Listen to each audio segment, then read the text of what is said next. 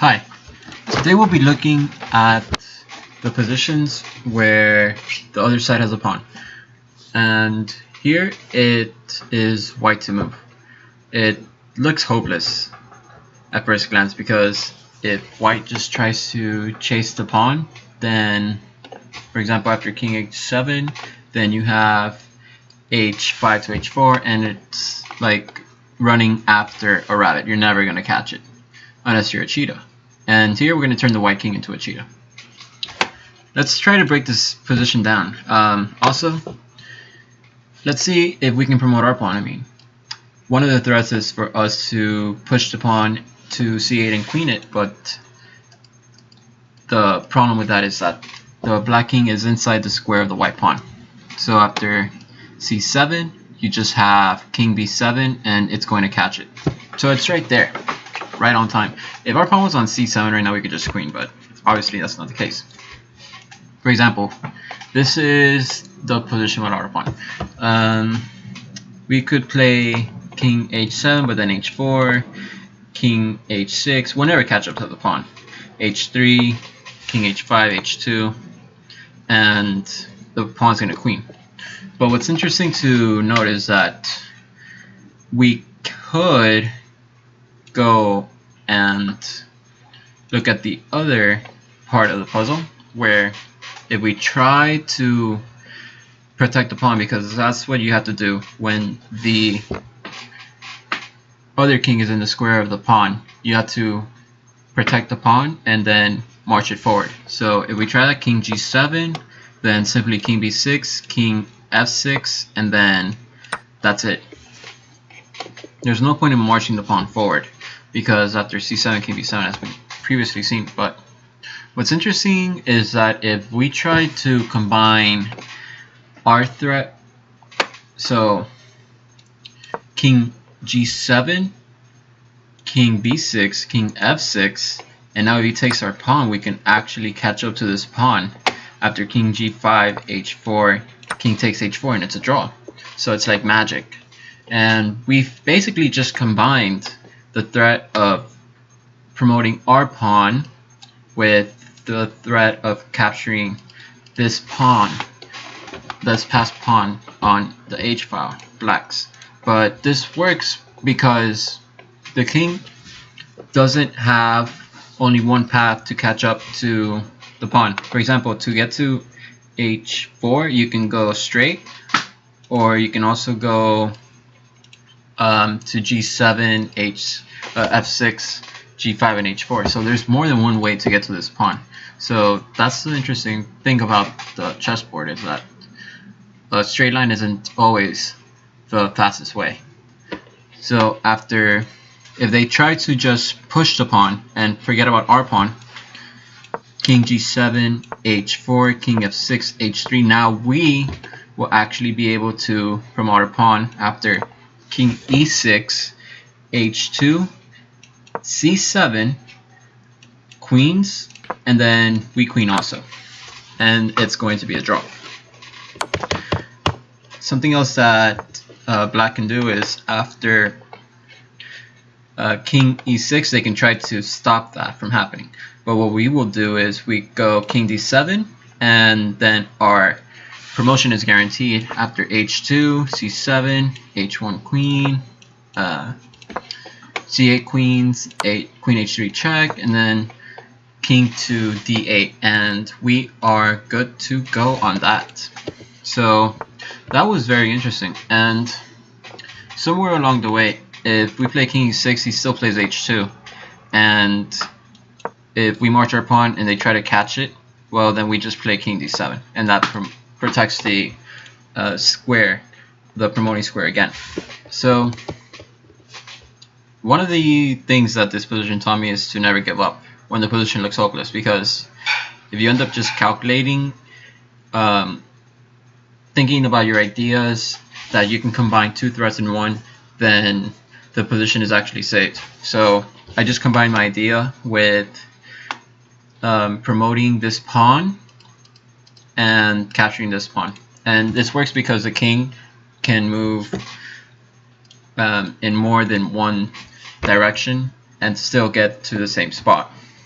So this actually is from a position after composed by Richard Reddy, and Richard Reddy was one of the grandmasters from the early 20th century. And one time an interviewer asked him, how many moves do you see ahead? Like how many moves in a variation will you see? And most people think that grandmasters see 10 or 12 moves, but Richard Reddy, a master, saw only one move. And that's because you just only had to see one move to combine the ideas. If you combine the idea of pushing your pawn forward and capturing his pawn, then you'll see that the only moves that work are king to g7. And that brings you one step closer to promoting your pawn and to capturing his pawn. So that's how he only saw one move ahead.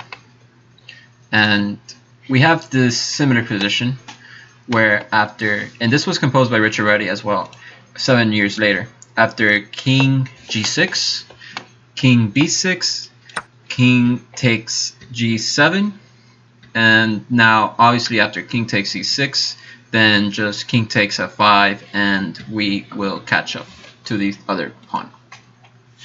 So after that, he'll play f5, and if he tries to play h5, it's the same thing as before, where we just go here, king takes f6. If h4, then we play king e5. Now obviously capturing this pawn is going to lead to king to f4, and we will be in the square of this pawn.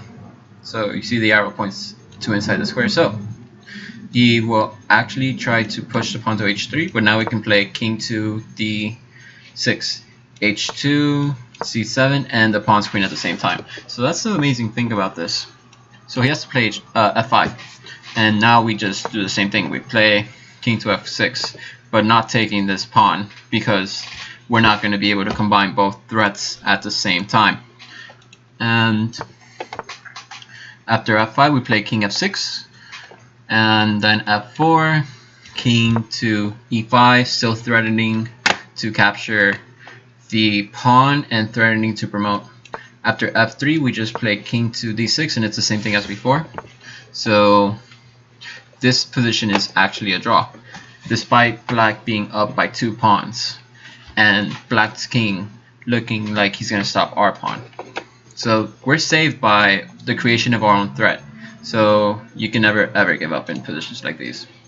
This is from a position where it was played by Yates against Frank Marshall in 1929.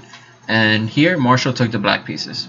So the problem obviously is black to move, because with white to move, white just pushes a pawn, and then the black king will never ever catch up to the square. So our task is to get inside this square, but it's going to be a bit difficult to do that with this king in the way, creating this barrier. So what's interesting to note is that after the king takes this pawn, the barrier actually switches to this, and so we have an availability to go that way. So let's consider the move, for example, king to c2. Well, that would work, but after g4, then there's no way we're going to catch up to the pawn. So instead, we have to play king to b2, and then after, because this threatens to promote the pawn, it's going to walk the path and inside the barrier the king. So Yates has to take this pawn, but after king c3, g4, king to d4, and now we just made it inside the square. Okay, so that's how you basically save yourself in positions that look lost like these. And after, for example, again g4, well, yeah, it's our move, so You just basically combine both threats. So what this does is it threatens to promote this pawn, and we get one step inside the square. Remember, the square is going to be this.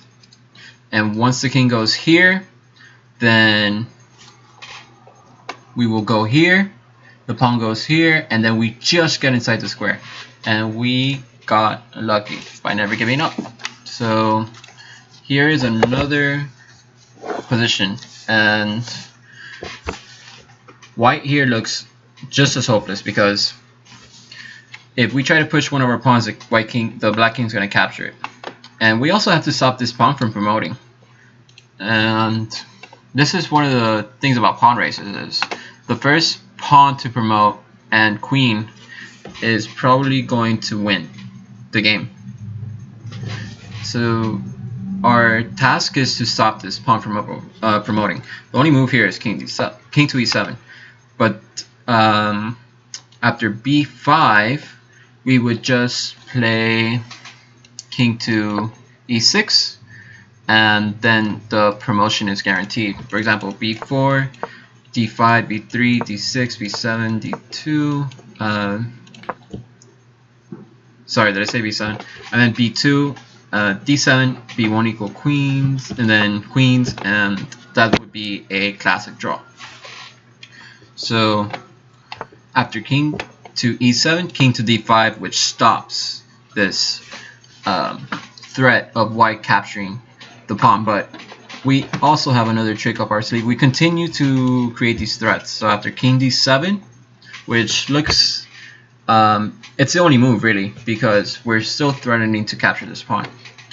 But after b5, it looks like we'll never catch up. There's a barrier right here, and it looks quite hopeless because our only path is that, and we won't catch up. But like we saw in the first problem with ready, not all is lost, because after the move e4, we are able to save the game. And black can do three things. He could just ignore this by moving king c4, but we have to consider both captures first. So after king takes d4, now we can actually play king to d6, and both pawns will end up queening at the same time. 1, 1, 2, 2, 3, 3, 4, and 4. And so that's the magic part about it. So black has to take this, but now we can actually approach the pawn. So black cannot take this e pawn. Oh, sorry, black cannot take the d pawn. So let's say he tries taking the e pawn instead. Well, it's actually going to be the same thing. We don't move here because of king takes d4 followed by king c4, but we actually go closer to the pawn. Now obviously if king takes pawn, then king takes pawn draw. So the only move is b4, but now the promotion is guaranteed, and they end up queening at the same time. So d6, b3, actually b3, d6, b2, d7, b1 queens, and d8 queens, and it's another draw. So black can't take both pawns. If he tries ignoring it, well, then we just play e5, and that's that for this position. Our final position is this one, where again it looks hopelessly lost for white, because is white even in the square? Well, black's going to play a h5, and in h5 the square is going to be 1, 2, 3, 4, 1, 2, 3, 4 right after that. So we somehow have to get into this square, but if we try to play king d4 right away and then h5, king c4, we're not in the square, so it's not going to work. So for example, king b4, h5, this is the square, and we will just be one tempo away, and it's not going to work. But we can create the combination of threats after king to b5, which threatens king c6, king b7, and then promotion. So he'll play h5, and now the square is this. So it looks like we've basically committed. and we have to get inside this square. So the only way to do that is to gain a tempo by king c6. And now if king c8, blockading the pawn, then we're in the square. So black doesn't want that to happen. He plays h4, but now we play king to b7, h3, c6, h2, and actually c7, king to e7, queens, and queens with check, but it's still going to be a draw. So when it comes to these types of positions where the pawns are racing each other and you're trying to stop the other one, you want to make sure that you can combine your threat of stopping the other pawn with promoting your pawn, and that's how you're able to save these apparently hopeless positions, but not so hopeless after all. So if you enjoyed this video, give it a like. Feel free to donate, the link is in the description, and thanks for watching this Races on Pawns. I'll see you in the next one.